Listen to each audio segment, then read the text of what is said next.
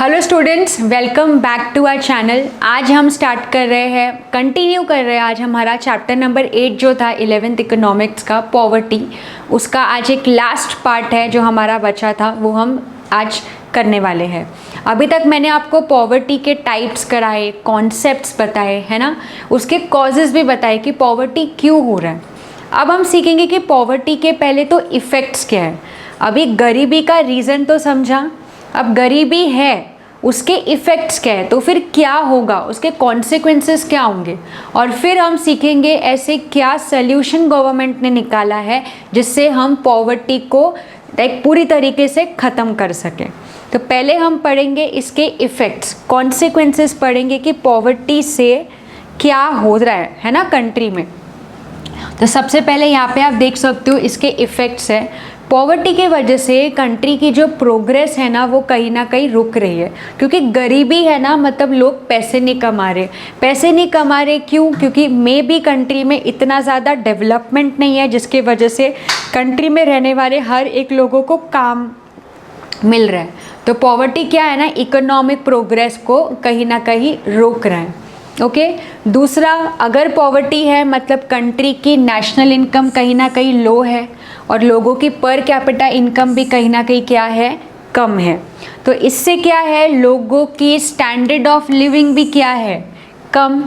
Standard of living कम है, income कम है, मतलब कंट्री के सेविंग्स लो है, इन्वेस्टमेंट्स लो है, लोग बिजनेस नहीं कर पा रहे हैं। मतलब ये सब कुछ इंटरकनेक्टेड है, सब कुछ इंटर रिलेटेड है ना। अब इससे क्या हो रहा है ना, इनइक्वालिटी हो रही है। इनइक्वालिटी कैसे हो रही है कि अमीर और अमीर बनते जा रहा है, गरीब और गरीब बनते जा रहा है, मतलब वो प्रोग्रेस कहीं ना कहीं रुक रहा है।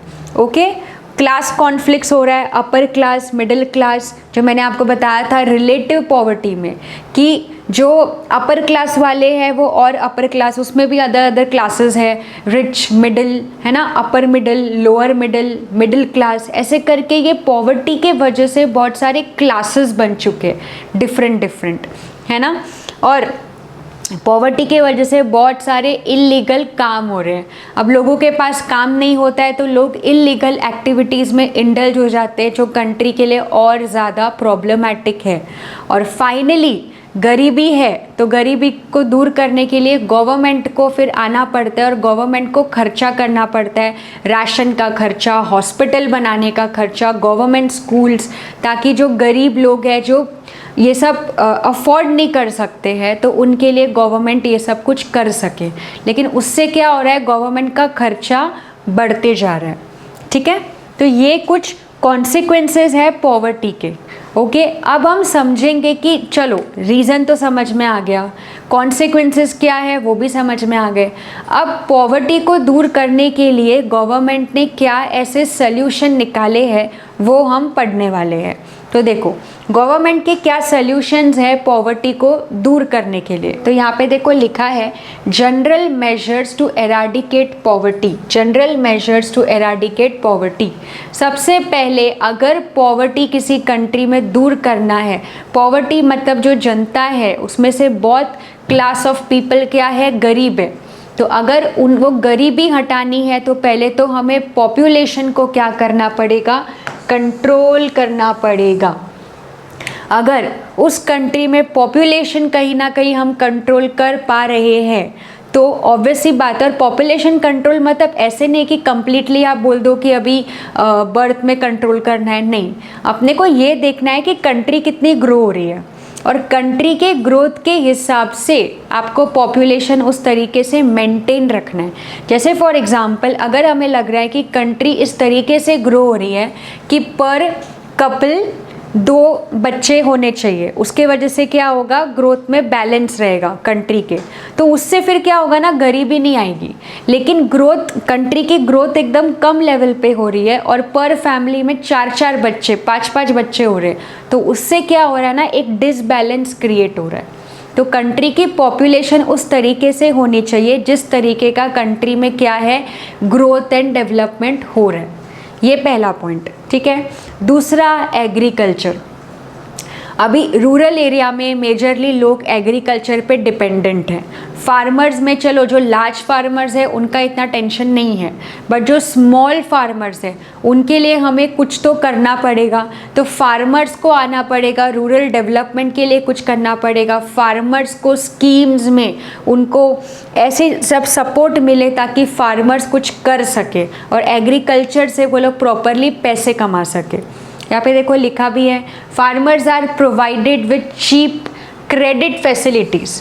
देखो फार्मर का मेन प्रॉब्लम क्या होता है कि उनके पास फार्मिंग करने के लिए पैसे नहीं होते, क्योंकि उनको ट्रैक्टर चाहिए होता है, उनको इक्विपमेंट चाहिए होता है, उनको जगह चाहिए होती है। तो वो चीज़ की उनके पास क्या होती है, कमी रहती है। तो अगर गवर्नमेंट के थ्रू उनको लोन मिल सके, वो भी सस्ते में, कम इंटरेस्ट रेट पे अगर उनको लोन मिल जाएगा तो फार्मर तो आराम से वो पैसे को यूज़ करके फार्मिंग कर सकते हैं और फिर मार्केट में वो क्रॉप्स जो उगाया है वो बेचेंगे और बेच के फिर वो अच्छा खासा क्या कर सकते हैं, पैसे कमा सकते हैं और लोन भी फिर चुका सकते हैं, है ना। तो एग्रीकल्चर को एक इम्पॉर्टेंस देते हुए फार्मर की ये सब चीज़ों में मदद करनी चाहिए, बिकॉज इंडिया का बेसिक प्राइमरी ही एग्रीकल्चर है ना। तो दूसरा हम ये कर सकते हैं कि गवर्नमेंट को कुछ सपोर्ट करना चाहिए। वो सपोर्ट कैसे किया जाता है, मिनिमम सपोर्ट प्राइस से। अब ये मिनिमम सपोर्ट प्राइस क्या होता है, इसको शॉर्ट फॉर्म में बोलते हैं एमएसपी।